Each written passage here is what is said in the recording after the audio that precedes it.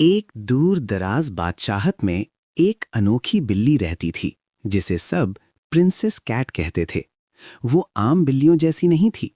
उसकी आंखों में अक्ल की चमक और चाल में शाहाना वकार था।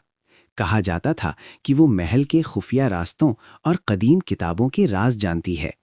जब कभी बादशाहत पर मुसीबत आती, प्रिंसेस कैट खामोशी से हल ढूंढ लेती।